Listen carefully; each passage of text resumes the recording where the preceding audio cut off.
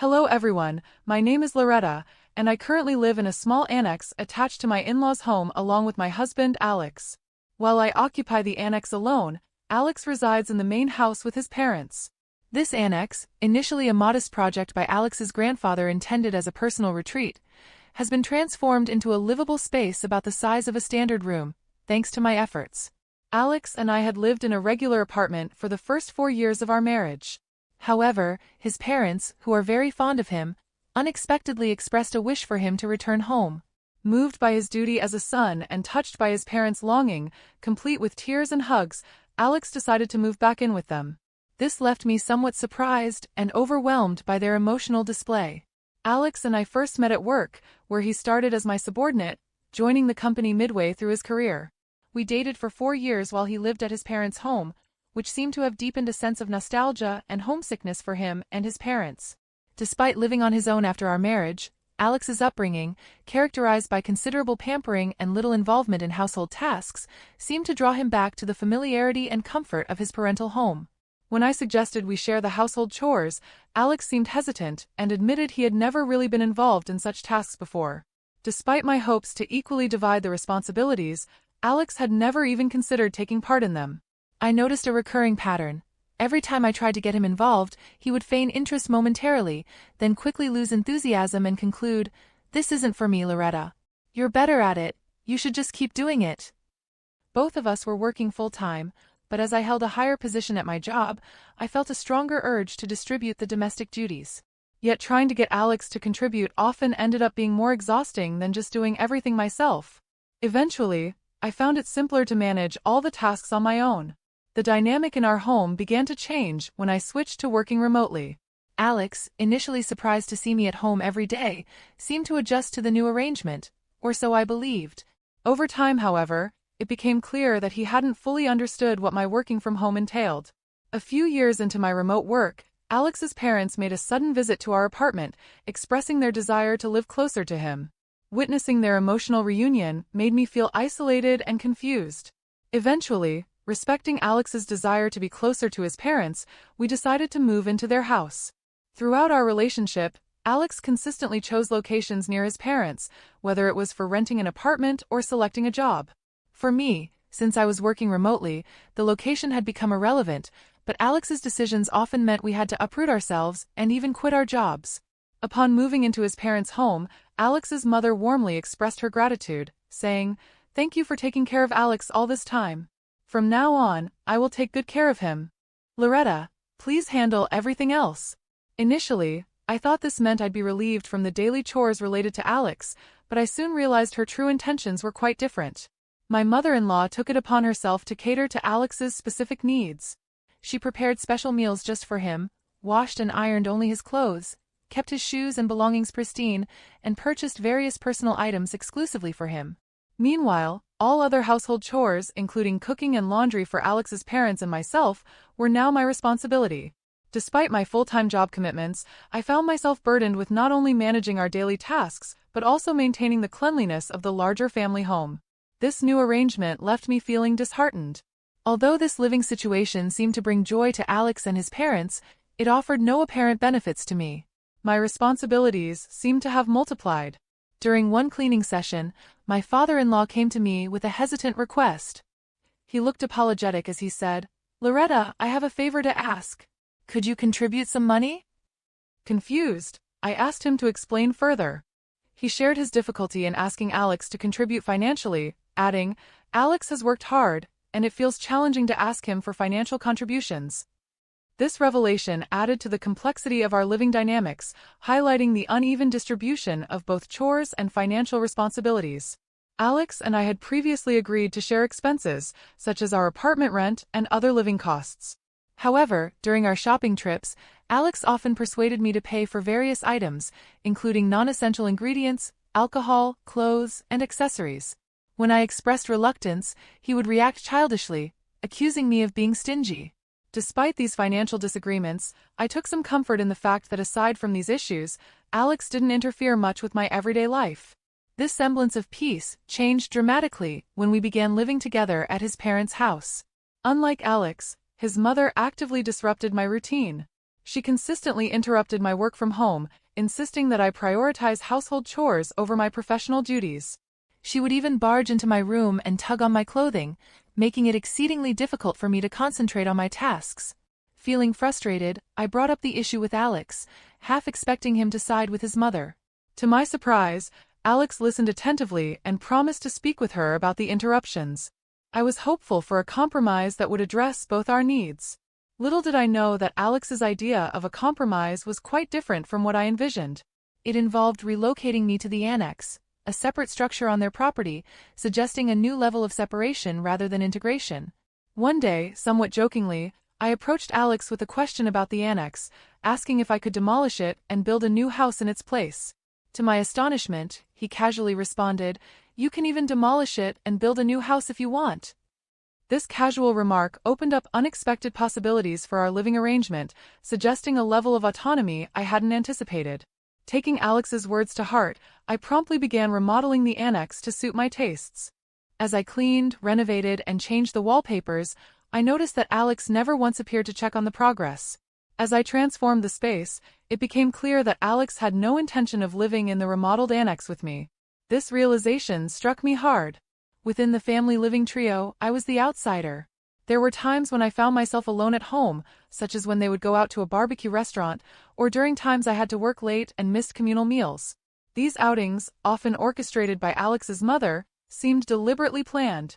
It appeared she might have been pushing for my exclusion, perhaps hoping I would leave her son. Despite these dynamics, Alex had given me complete freedom with the annex, and I seized this opportunity to make the space truly my own. I threw myself into DIY projects, installing new shelves and personalizing every corner. Interestingly, after I moved out, neither Alex nor his parents ever visited the annex. They must have been aware of the renovations, yet they showed no interest in my activities, reinforcing the feeling that I was no longer considered part of the family.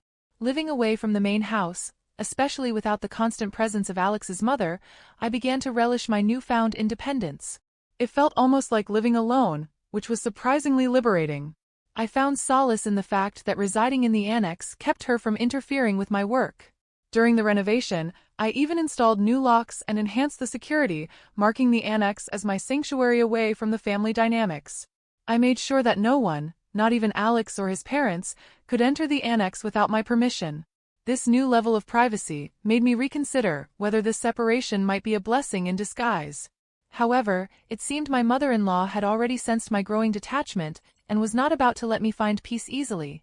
No longer able to endure her behavior, I found myself at a crossroads, contemplating my next steps. As I settled into the renovated annex, my mother-in-law's desperation to drive me away became increasingly evident. Her subtle harassment began with minor annoyances, like leaving trash in front of my cabin on garbage day instead of at the collection site. Sometimes, she would host barbecues in the garden, deliberately omitting me from the guest list while ensuring the tantalizing smell of grilled meat wafted my way. Despite these efforts, I couldn't help but smile at the futility of her attempts to push me out. Then, one day, she summoned me to the main house under the pretense of offering leftover meat and potatoes. Sensing there was more to her invitation, I went along. Upon my arrival, I found her alone in the living room. With a dramatic flourish, she placed a single piece of paper on the table, a divorce paper. It was evident that her real motive was to force this document upon me, knowing that if she instructed Alex to proceed with it, he would comply without question. All that was left was for me to agree, and Alex and I could be officially divorced by simply submitting the paper to the city court. With a smug expression, his mother declared, "Isn't it about time you gave up? There's no reason for you and Alex to stay married anymore. Get out, you freeloading unemployed woman." I was taken aback by her audacity, but her certainty only fueled my resolve. Excited by the prospect of freedom, I eagerly grabbed the divorce paper, exclaiming, "I'm going to the city court right now.